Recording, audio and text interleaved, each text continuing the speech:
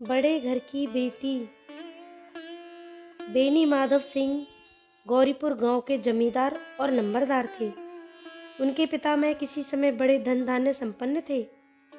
गांव का पक्का तालाब और मंदिर, जिनकी अब मरम्मत भी मुश्किल थी, उन्हीं के कीर्ति स्तंभ थे।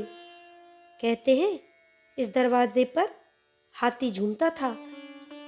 अब उसकी जगह एक बूढ़ी भैंस थी, जिसके शरीर में अस्थि पंजर के सिवा और कुछ शेष ना रहा, पर दूध शायद बहुत देती थी, क्योंकि एक न एक आदमी हांडी लिए उसके सिर पर ही सवार रहता था। बेनी माधव सिंह अपनी आधी से अधिक संपत्ति वकीलों को भेंट कर चुके थे। उनकी वर्तमान आय 1000 रुपये वार्षिक से अधिक न थी। ठाकुर साहब के 2 बेटे थे। बड़े का नाम श्रीकंठ सिंह था। उसने बहुत दिनों के परिश्रम और उद्योग के बाद बीए की डिग्री प्राप्त की थी। अब एक दफ्तर में नौकरी करता था। छोटा लड़का लाल बिहारी सिंह दोहरे बदन का सजीला जवान था। भरा हुआ मुखड़ा, चौड़ी छाती, भैंस का 2 सेर ताजा दूध वह उठकर सवेरे पी जाता था। श्रीकंठ सिंह की दशा बिल्कुल विपरीत थी। इन नेत्र प्रिय गुणों को उन्होंने बीए इन्हीं 2 अक्षरों पर न्यौछावर कर दिया था। इन 2 अक्षरों ने उनके शरीर को निर्बल और चेहरे को कांतिहीन बना दिया था। इसी से वैदिक ग्रंथों पर उनका विशेष प्रेम था। आयुर्वेदिक औषधियों पर उनका अधिक विश्वास था। शाम सवेरे उनके कमरे से प्राय खरल की सुरीली कर्ण मधुर ध्वनि सुनाई दिया करती थी। लाहौर और कलकत्ते के वैद्यों से बड़ी पढ़ा लिखी हुआ करती थी।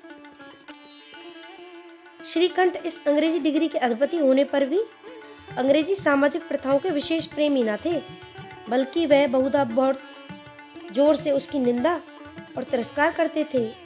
इसी से गांव में उनका बड़ा सम्मान था। दशहरे के दिनों में वह बड़े उत्साह से रामलीला में सम्मिलित होते और स्वयं किसी न किसी पात्र का पाठ लेते थे। गौरीपुर में रामलीला के वही जन्मदाता थे। प्राचीन हिंदू सभ्यता का गुणगान उनकी धार्मिकता का प्रधान अंग था। सम्मिलित कुटुंब के तो वह मात्र एक उपासक थे।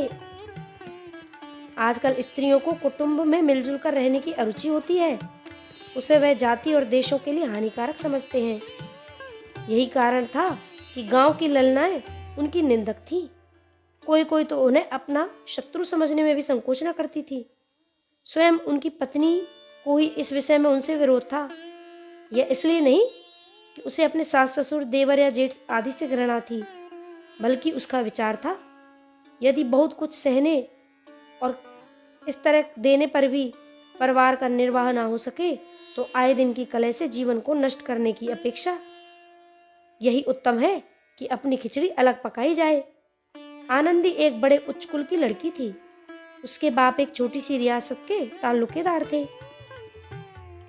विशाल भवन, एक हाथी, 3 कुत्ते, बाज, बकरी, बहरी, शिकरे, झाड़ फानूस, आनरेरी, मजिस्ट्रेट और ऋण, जो एक प्रतिष्ठित ताल्लुकेदार के भोग्य पदार्थ हैं, सभी उनके यहाँ विद्यमान थे।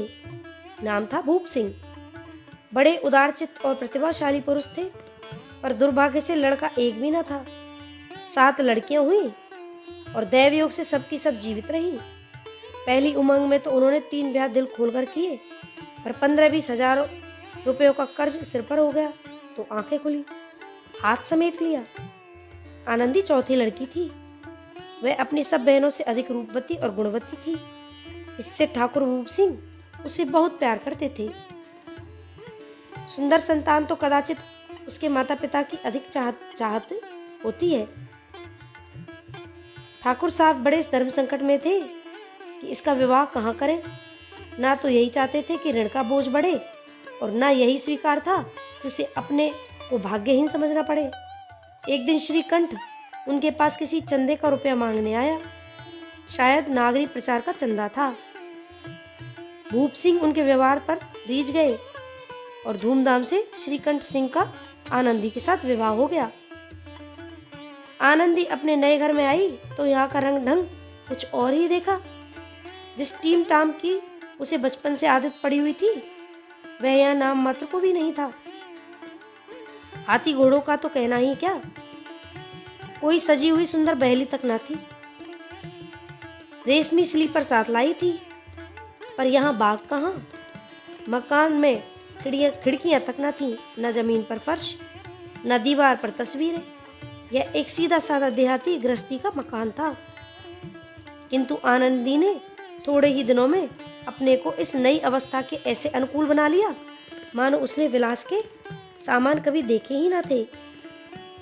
एक दिन दोपहर के समय लाल बिहारी सिंह 2 चिड़िया लिए हुए आया और भावत से बोला, जल्दी से पका दो, मुझे भूख लगी है। आनंदी भोजन बनाकर उसकी राह देख रही थी।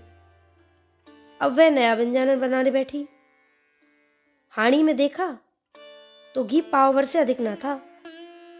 बड़े घर की बेटी किफायत क्या जाने, उसने सब घी मांस में डाल दिया। लाल बिहारी खाने बैठा तो दाल में घी ना था। बोला, दाल में घी क्यों नहीं छोड़ा? आनंदी ने कहा, घी सब मांस में पड़ गया। लाल बिहारी जोर से बोला, अभी परसों ही घी आया है, इतना जल्दी उठ गया? आनंदी ने उत्तर दिया, आज तो कुल पाव भर रहा होगा, वह सब मैंने मांस में डाल दिया।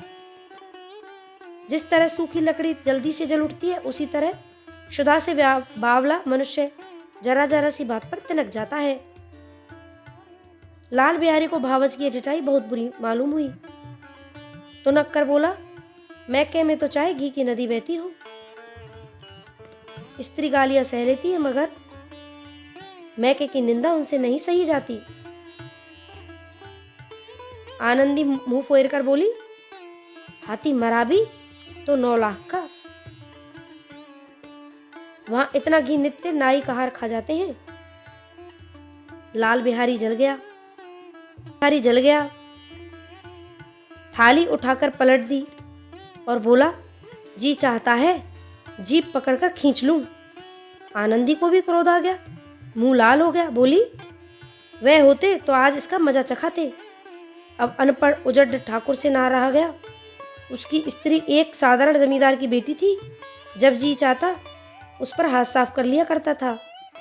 खड़ाऊ उठाकर आनंदी की ओर जोर से फेंकी और बोला, जिसके गुमान पर फूली हुई हो उसे भी देखूंगा और तुम्हें भी। आनंदी ने हाथ से खड़ाऊ रोकी, सिर बच गया, पर उंगली में बड़ी चोट आई। क्रोध के मारे हवा से हिलते पत्ते की भांति कांपती हुई अपने कमरे में आ खड़ी हो गई।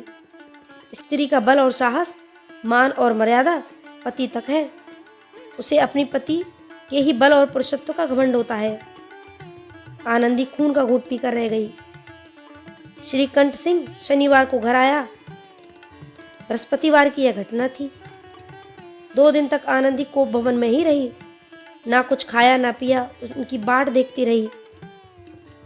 अंत में शनिवार को वह नियमानुकूल संध्या समय घर आए और बाहर बैठकर कुछ इधर उधर की बातें करते रहे। कुछ देशकाल संबंधी समाचार, कुछ नए मुकदमों आदि की चर्चा करने लगे। यह वार्तालाप 10 बजे रात तक होता रहा। गांव के भद्र पुरुषों को इन बातों में ऐसा आनंद मिलता था कि खाने पीने की भी सुधि ना रहती थी। श्रीकंठ को पिंड छुड़ाना मुश्किल हो जाता था। ये 2-3 घंटे आनंदी ने बड़े कष्ट से काटे। किसी तरह भोजन का समय आया, पंचायत उठी, एकांत हुआ तो लाल बिहारी ने कहा, भैया आप जरा भाभी को समझा दीजिएगा कि मुंह संभाल कर बातचीत किया करें, नहीं तो एक दिन अनर्थ हो जाएगा। बेनी सिंह ने बेटे की ओर साक्षी दी और कहा, हाँ, बहू बेटियों का यह स्वभाव अच्छा नहीं कि मर्दों के मुंह लगे। लाल बिहारी, वह बड़े घर की बेटी है तो हम भी कोई कुर्मी का हार नहीं है। श्रीकंठ ने चिंतित स्वर से पूछा, आखिर बात क्या हुई है? लाल बिहारी ने कहा, कुछ भी नहीं, यूं ही आप उलझ पड़ी। मैके के सामने हम लोगों को कुछ समझती ही नहीं। श्रीकंठ खा पी कर आनंदी के पास गए। वह भरी बैठी थी। यह हसरत भी कुछ तीखे थे। आनंदी ने पूछा, चित्त तो प्रसन्न है। श्रीकंठ बोले, बहुत प्रसन्न है, पर तुमने आजकल घर में क्या उपद्रव मचा रखा है? आनंदी की त्योरियों पर बल पड़ गए।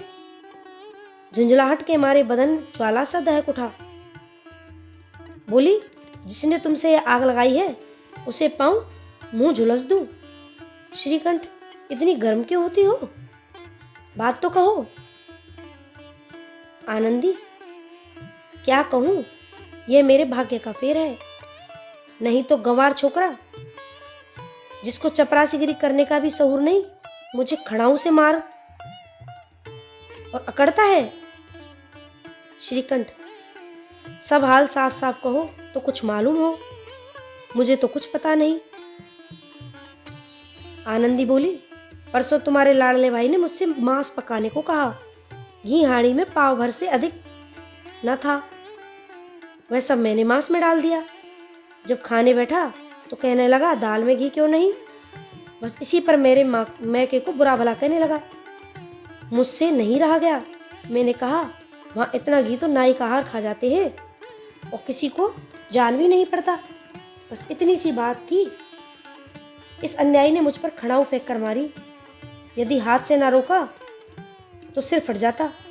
उसी से पूछो मैंने कुछ कहा है, वह सच है या झूठ? श्रीकंठ की आंखें लाल हो गई। बोले, यहाँ तक तो हो गया, इस छोकरे का यह साहस। आनंदी स्त्रियों के स्वभाव अनुसार रोने लगी, क्योंकि आंसू उनकी पलकों पर रहते हैं। श्रीकंठ बड़े धैर्यवान और शांति पुरुष थे। उन्हें कदाचित ही क्रोध आता था। स्त्रियों के आंसू पुरुष को क्रोधाग्नि को भड़काने का काम कर देते हैं। रात भर करवटें बदलते रहे, उद्विग्नता के कारण पलक तक नहीं झपकी। प्रातःकाल अपने बाप के पास जाकर बोले, दादा, अब इस घर में मेरा निर्वाह ना होगा। इस तरह की विद्रोहपूर्ण बातें कहने पर श्रीकंठ ने कितनी ही बार अपने कई मित्रों को आड़े हाथ लिया था, परंतु दुर्भाग्य, आज उन्हें स्वयं ही ये बातें अपने मुंह से कहनी पड़ी। दूसरों को उपदेश देना भी कितना सहज है। बेनी माधव सिंह घबरा उठे और बोले, क्यों? श्रीकंठ, इसलिए कि मुझे भी अपनी मान प्रतिष्ठा का कुछ विचार है। आपके घर में अन्याय और हठ का प्रकोप हो रहा है। जिनको बड़ों का आदर सम्मान करना चाहिए वे उनके सिर पर चढ़ते हैं। मैं दूसरे का नौकर ठहरा घर पर नहीं रहता, यहाँ तक कि मेरे पीछे स्त्रियों पर खड़ाऊ और जूतों की बौछार होती है। कड़ी बात तक चिंता नहीं, कोई एक ही दो हो कह ले, वहां तक तो सह सकता हूं, किंतु यह कदापि नहीं हो सकता कि मेरे ऊपर लात घूसे पड़े और मैं दम न मारूं। बेनी माधव सिंह कुछ जवाब न दे सके। श्रीकंठ सदैव उनका आदर करते थे। उनके ऐसे तेवर देखकर बूढ़ा ठाकुर अवाक रह गया। केवल इतना ही बोला, बेटा, तुम बुद्धिमान होकर ऐसी बातें करते हो? स्त्रियां इस तरह घर का नाश कर देती हैं, उनको बहुत सिर चढ़ाना अच्छा नहीं। श्रीकंठ, इतना मैं नहीं जानता हूं, और मैं इतना भी जानता हूं, आपके आशीर्वाद से ऐसा मूर्ख नहीं हूं। आप स्वयं जानते हैं कि मेरे ही समझाने बुझाने से इसी गांव में कई घर संभल गए, पर जिस स्त्री की मान प्रतिष्ठा का ईश्वर के दरबार में उत्तरदाता हूं, उसके प्रति ऐसा घोर अन्याय और पशुवत व्यवहार मुझे असह्य है। आप सच मानिए, मेरे लिए यही कुछ कम नहीं है कि लाल बिहारी को कुछ दंड नहीं होता। अब बेनी माधव सिंह भी गरमाए, ऐसी बातें और सुन चुके। बोले, लाल बिहारी तुम्हारा भाई है, उससे जब कभी भूल चूक हो उसके कान पकड़ो, लेकिन श्रीकंठ, लाल बिहारी को मैं अब अपना भाई नहीं समझता। बेनी माधव सिंह स्त्री के पीछे? श्रीकंठ बोले, जी नहीं, उनकी क्रूरता और अविवेक के कारण। दोनों कुछ देर चुप रहे। ठाकुर साहब लड़के का क्रोध शांत करना चाहते थे, लेकिन यह नहीं स्वीकार करना चाहते थे कि लाल बिहारी ने कोई अनुचित काम किया है। इसी बीच में गांव के और कई सज्जन हुक्म चिल्ले के बहाने वहां आ बैठे। कई स्त्रियों ने जब यह सुना कि श्रीकंठ पत्नी के पीछे पिता से लड़ने को तैयार है तो उन्हें बड़ा हर्ष हुआ। दोनों पक्षों की मधुर वाणियां सुनने के लिए उनकी आत्माएं तिलमिलाने लगीं। गांव में कुछ ऐसे कुटिल मनुष्य भी थे जो इस कुल की नीतिपूर्ण गति पर मन ही मन जलते थे।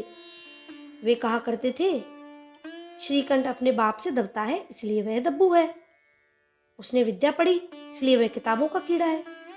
बेनी माधव सिंह उसकी सलाह के बिना कोई काम नहीं करते, यह उनकी मूर्खता है।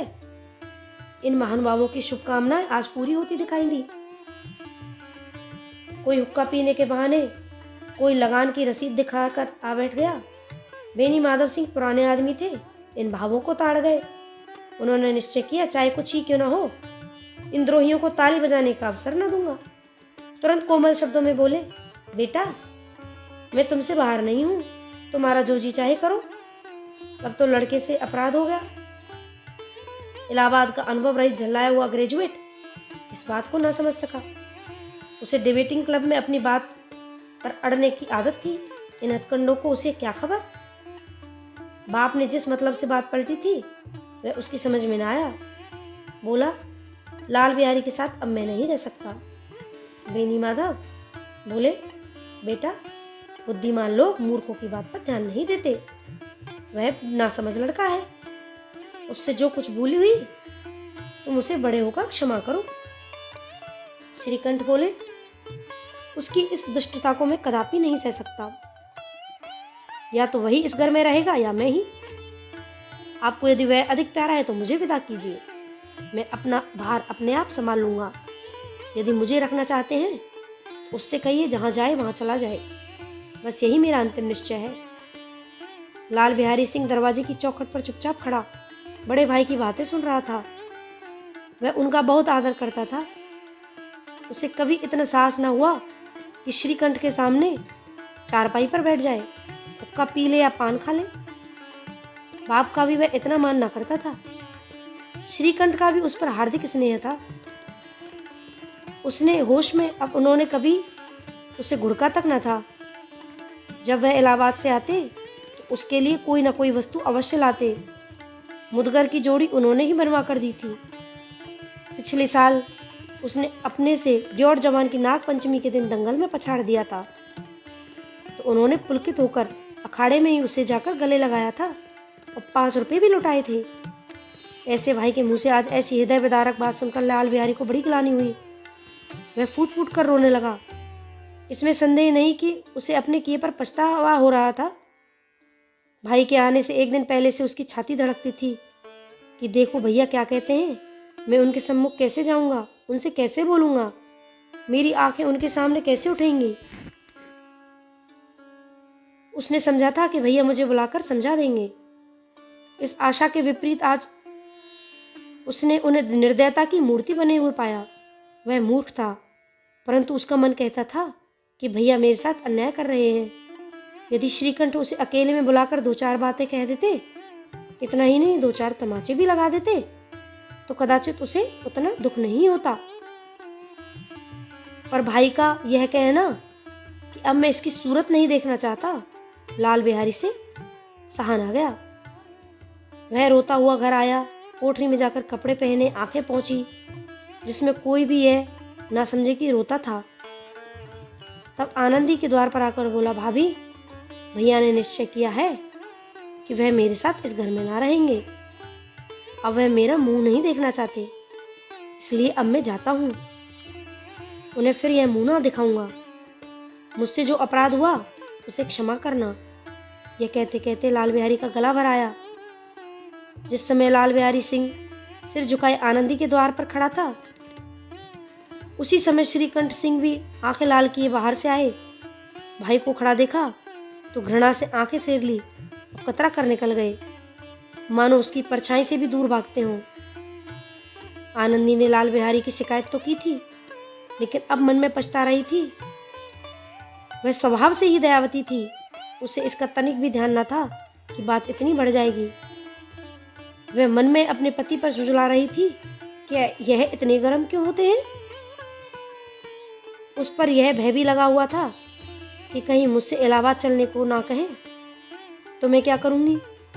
इस बीच में जब उसने लाल बिहारी को दरवाजे पर खड़े होते हुए यह कहते सुना कि अब मैं जाता हूँ, मुझसे जो अपराध हुआ उसे क्षमा करना, उसका रहा सा क्रोध भी पानी हो गया। वह रोने लगी। मन का मैल धोने के लिए नयन जल से उपयुक्त और कोई वस्तु नहीं। श्रीकंठ को देखकर तो आनंदी ने कहा, लाला बाहर खड़े बहुत रो रहे हैं। श्रीकंठ बोला, तो मैं क्या करूं? आनंदी बोली, भीतर बुला लो, मेरी जीभ में आग लगे, मैंने कहाँ से यह झगड़ा उठाया।